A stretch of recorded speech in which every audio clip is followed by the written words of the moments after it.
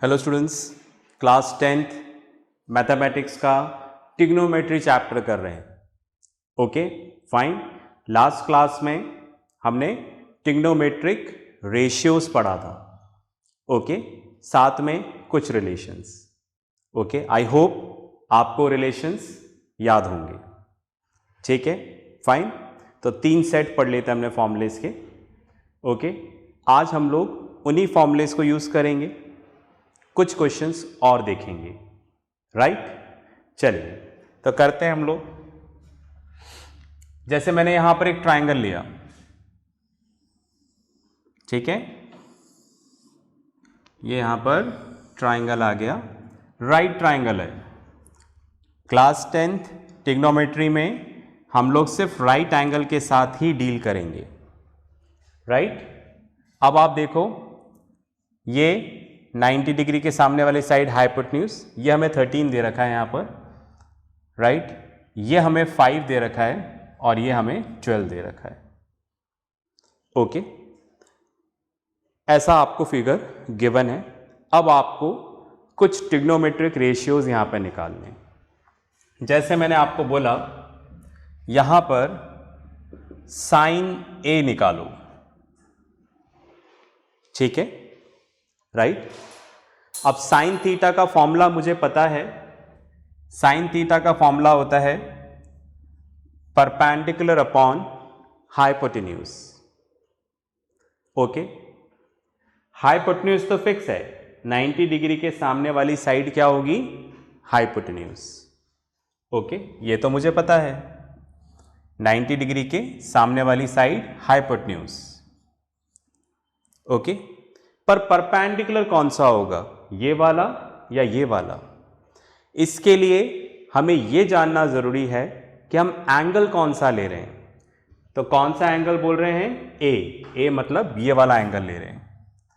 तो अगर हम एंगल ये वाला ले रहे हैं तो इस एंगल के जो अपोजिट साइड है वो यहां पर क्या होगी, परपेंडिकुलर। मतलब परपेंडिकुलर क्या हो जाएगा यहां पर, BC। ओके, चलिए वैल्यू रखें। तो BC की वैल्यू कितनी है, 5। AC की वैल्यू कितनी है, 13। इस तरह से साइन A की वैल्यू कितनी आ गई, यहां पर आ गई 5/13। चलिए अब मैंने आपसे बोला cos C निकालो, राइट। चलिए cos का फॉर्मूला क्या होता है, बेस अपॉन हाइपोटेन्यूज। 90 डिग्री के सामने वाली साइड हाइपोटेन्यूज, ये हमें कंफर्म है, राइट। 90 डिग्री के सामने वाली side hypotenuse, that is AC, right, fine. अब हमें यह देखना है कि बेस कौन सा होगा। ओके, तो उसके लिए सबसे पहले आप देखो एंगल हमने क्या चूज किया है, इस बार A नहीं है, एंगल हमने क्या चूज किया है, C। तो जो हमने एंगल चूज किया है उस एंगल की अपोजिट वाली साइड क्या होगी, परपेंडिकुलर। तो ये परपेंडिकुलर हो गई, राइट। तो बेस क्या होगा, जो बची हुई साइड है, जो थर्ड साइड है वो बेस हो जाएगी, ठीक है, राइट। 90 डिग्री के 3 साइड्स होती है ट्रायंगल में, 3 साइड्स। 90 डिग्री के सामने वाली हाइपोटेन्यूज, जो एंगल आपने चूज किया है उसके सामने वाली परपेंडिकुलर, और बेस के लिए क्या रूल है, जो बची हुई साइड है, जो थर्ड साइड है वो क्या है, बेस है। तो यहां पर थर्ड साइड देखो, हमने एंगल चूज किया C, इसके सामने वाला परपेंडिकुलर है, तो बेस यहां पर क्या होगा, BC, राइट। तो क्या आ जाएगा यहां पर, इसकी वैल्यू भी क्या आ जाएगी, 5/13, राइट। यहां पर भी 5/13, यहां पर भी 5/13, पर एंगल यहां पर क्या है, अलग अलग है। ये हमने एंगल A के लिए निकाला है, ये हमने एंगल C के लिए निकाला है, ठीक है। चलिए एक और करते हैं। अब मैंने यहां पर बोला tan A, राइट, फाइन। चलिए फॉर्मूला है यहां पर परपेंडिकुलर अपॉन बेस। ओके, अगर मैंने एंगल A चूज किया है, अब ये नहीं है, C नहीं है, एंगल ए चूज किया है, ठीक है, फाइन। तो 90 डिग्री के सामने वाली साइड हाइपोटेन्यूज, जो एंगल चूज किया है इसके अपोजिट वाली साइड परपेंडिकुलर, और जो बची हुई साइड है थर्ड साइड, ये क्या हो जाएगा, बेस। ओके, तो आप देखिएगा परपेंडिकुलर, परपेंडिकुलर यहां पर क्या है, BC,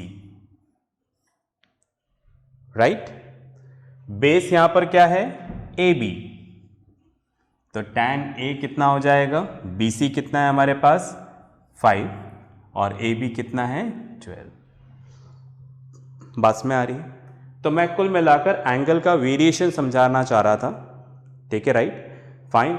सब कुछ इस बात पे डिपेंड करेगा कि आप इन दोनों में से कौन सा एंगल चूज कर रहे हो। एंगल A होगा तो वैल्यूज अलग हो जाएंगी, ठीक है, एंगल C होगा तो वैल्यूज अलग हो जाएंगी। इतना क्लियर है? पॉज करके लिख लें, ठीक है, फिर आगे चलते हैं। चलिए भाई, इसको मैं रब कर देता हूं।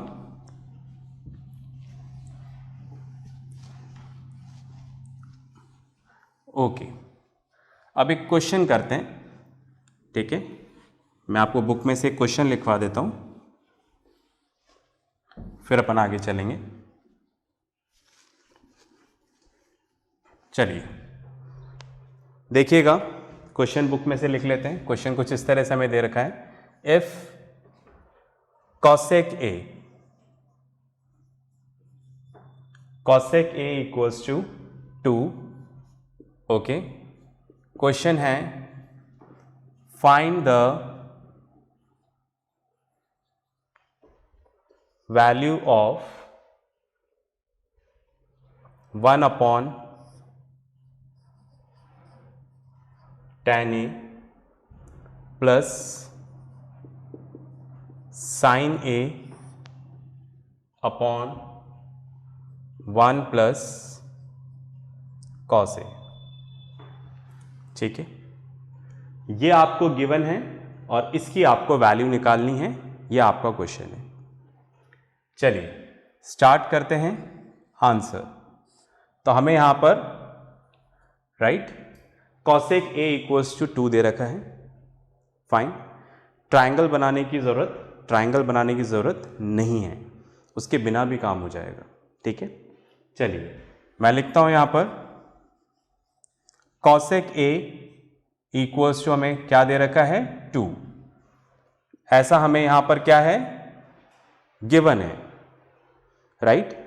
अब आप देखो cosec का फॉर्मूला क्या होता है, जल्दी सोचो। cosec का फॉर्मूला, ठीक है, राइट, हिंदुस्तान हरा भरा पाकिस्तान, ठीक है, राइट, याद आ गया होगा। ओके, cosec का फॉर्मूला H/P, राइट। तो cosec की जगह लिख दिया मैंने H/P। अब आप देखो इसके नीचे कुछ भी नहीं है, 2 के नीचे, तो क्या मानेंगे हम लोग 1। तो मैंने बताया था किस तरह से लेना है हमें, इस तरह से, let H equals to 2x and P equals to 1x।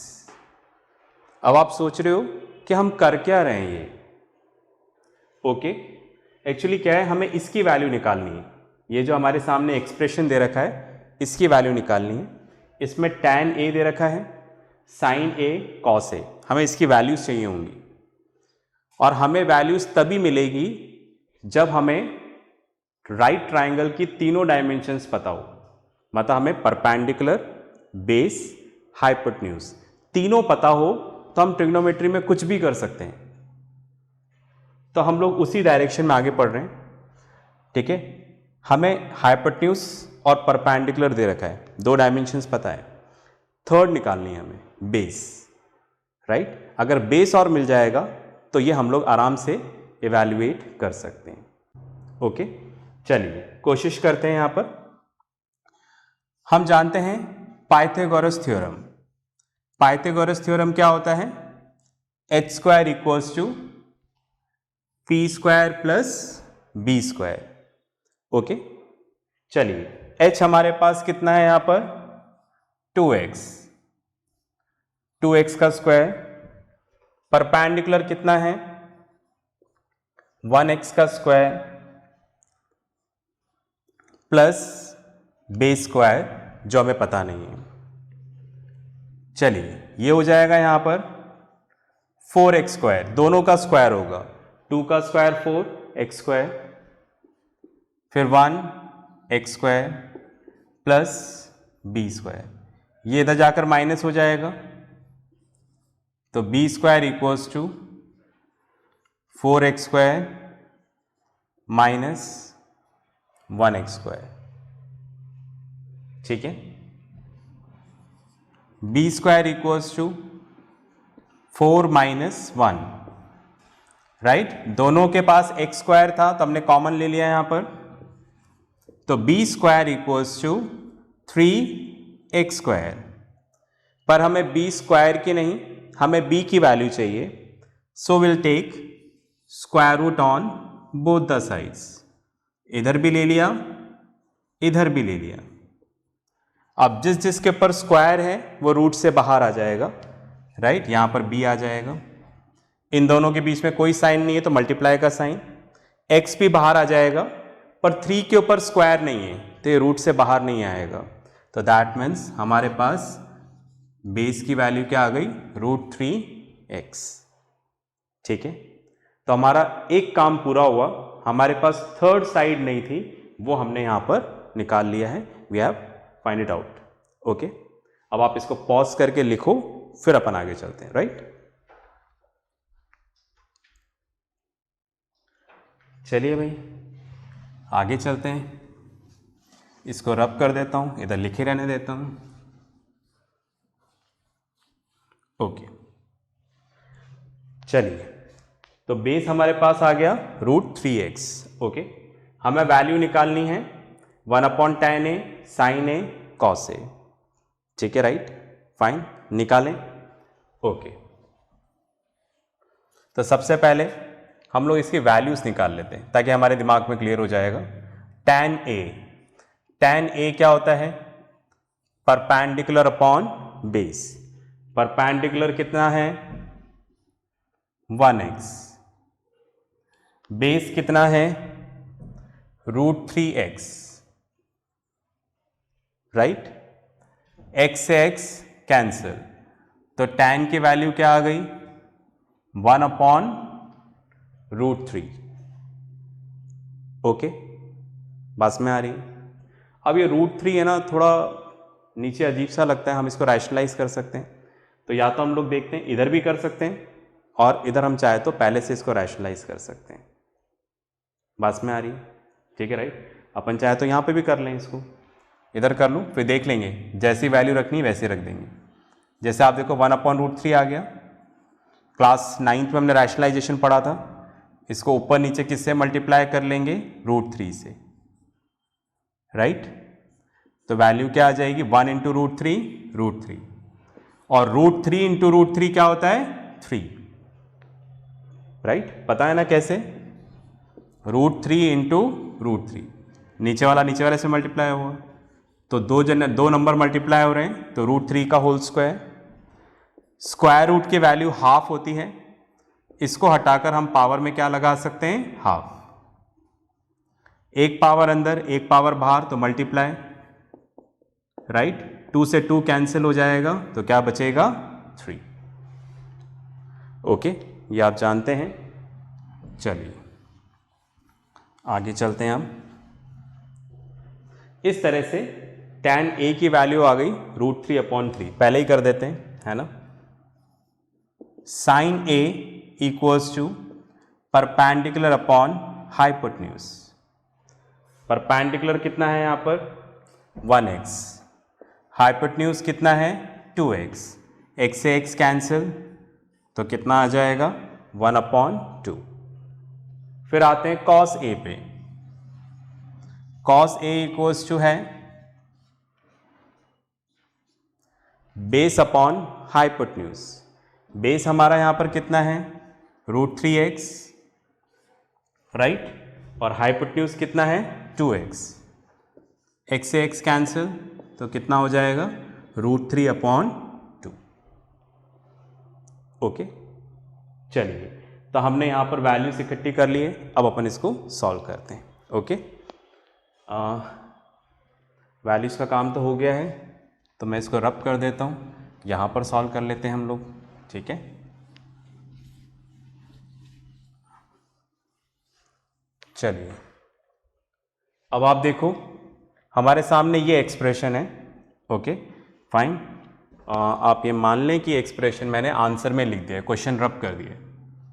ठीक है फाइन, आप समझ गए ना, मतलब आप ये माने मैंने क्वेश्चन में से देख के लिखा है, इसके बाद ये वाली स्टेप करनी है। अब आगे चलते हैं। अब हमसे बोल रहे हैं हमें 1/10A चाहिए। ठीक है फाइन, तो इसको थोड़ा और इधर से लिख देता हूं मैं 1/10A, तो 1/√3/3। ठीक है, ये हमें दे रखा है। ओके राइट, चलिए प्लस साइन ए, साइन ए कितना दे रखा है 1/2, कॉस ए कितना दे रखा है 1 + √3/2। ओके चलिए अब आप देखो यहां पर अगर आप देखोगे तो 1/10A आ रहा है। ओके, तो दैट मीन्स अगर हम इसको लेते हैं तो ज़्यादा सही है। मैंने यही बोला था, अपन दोनों वैल्यू निकाल लेते हैं, फिर देखते हैं दोनों में से क्या सूटेबल होगा। ठीक है फाइन, तो आप देखो अगर आप ये रखोगे तो ज़्यादा सही रहेगा, क्योंकि हमें नीचे रूट नहीं चाहिए होता है। ओके, तो अपन ये वाली वैल्यू रख लें, tan A की जगह 1/√3 भी रख सकते हैं, ये भी रख सकते हैं। ओके, ये रखा है मैंने, तो दोबारा रेसिप्रोकल हो जाएगा तो रूट नीचे आ जाएगा। ओके फाइन, तो अपन बेटर है उसको रख लें।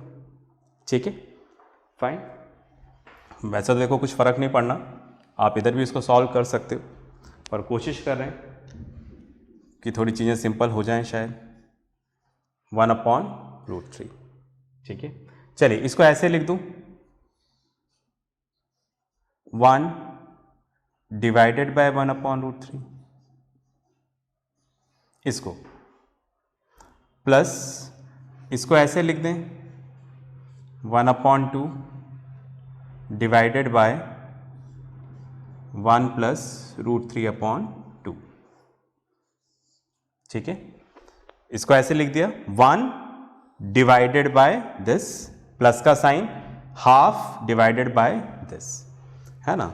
इससे क्या आपको ऊपर नीचे वाला कंफ्यूजन नहीं होगा कि कौन सी चीज कहां पर रखनी है। ठीक है, चलिए भाई आगे चलते हैं अपन। ओके, अब आप देखो यहां पर डिवाइड का साइन मल्टीप्लाई में चेंज करेंगे तो ये पीछे वाला नंबर डिवाइजर जो है रेसिप्रोकल हो जाएगा, √3/1 प्लस इधर हमें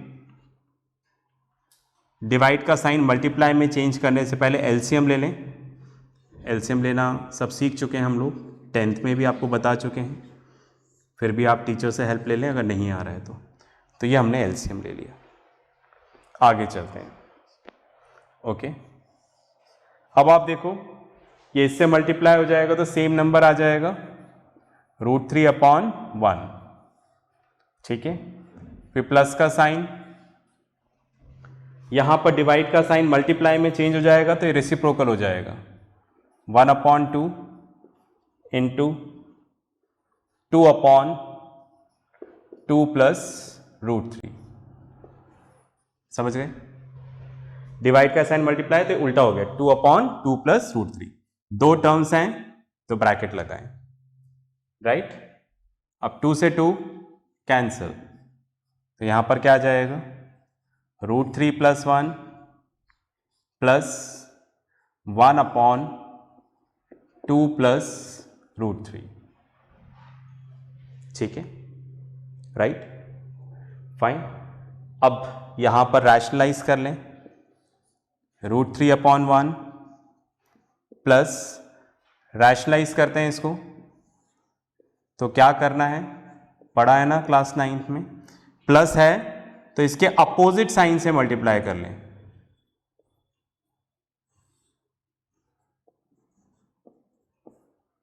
ठीक है, माइनस साइन से ऊपर नीचे मल्टीप्लाई कर लेते हैं। ओके,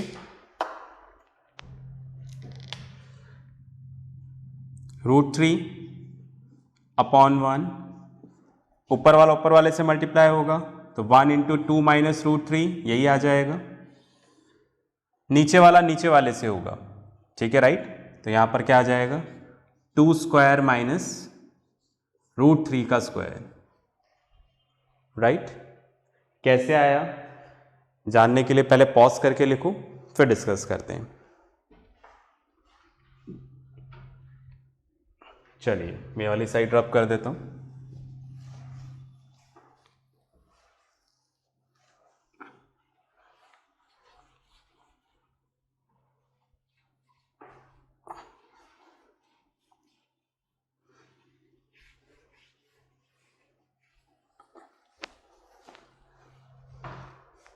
ओके, जैसे आप देखो हमने फॉर्मूला पढ़ा था a plus b into a minus b, तो क्या आ जाएगा a square minus b square. अगर दो नंबर प्लस हो रहे हैं, multiply by the same two number but sign is minus. Okay, तो आगे वाले का स्क्वायर माइनस पीछे वाले का स्क्वायर, तो वही यहां पर है। देखो यहां पर क्या था, 2 प्लस √3 इंटू 2 माइनस √3, दो नंबर प्लस हो रहे हैं, वही दो सेम नंबर माइनस हो रहे हैं और बीच में मल्टीप्लाई का साइन, तो क्या आ जाएगा, आगे वाले का स्क्वायर माइनस पीछे वाले का स्क्वायर। ठीक है, तो वही मैंने लिखा, देखो इन दोनों को मल्टीप्लाई करेंगे तो ये आ जाएगा। ओके, आई होप समझ में आ गया होगा। आगे चलते हैं।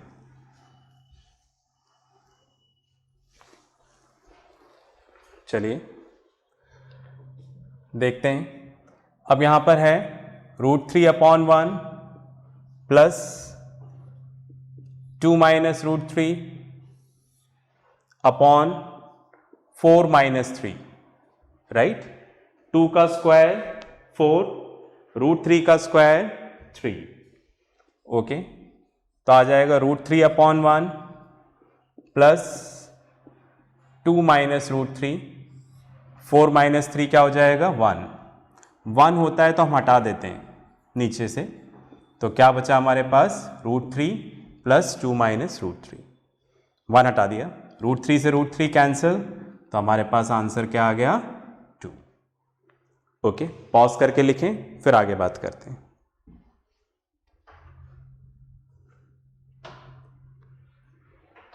चलिए आपने लिख लिया होगा, नेक्स्ट क्लास में भी हम लोग, ठीक है, राइट, फाइन, इसी टॉपिक पे डिस्कस करेंगे। ठीक है, राइट, फाइन, फॉर्मूले यूज करेंगे पर क्वेश्चन थोड़े से अलग करेंगे। इसके साथ जो वर्कशीट आएगी लेक्चर के साथ, उसको ज़रूर करना है प्रैक्टिस। ट्रिग्नोमेट्री हमें याद होनी चाहिए। मैं आपको रात को 2 बजे भी अगर फ़ोन करके पूछूं कोई फॉर्मूला, तो आपको सोचना नहीं है, बता देना है बस। इस तरह से याद होना चाहिए, जिस तरह से आपको 2 की टेबल याद है, जिस तरह से आपको अपना नाम याद है, उसी तरह से आपको ट्रिग्नोमेट्री के सारे फॉर्मूले याद होने चाहिए।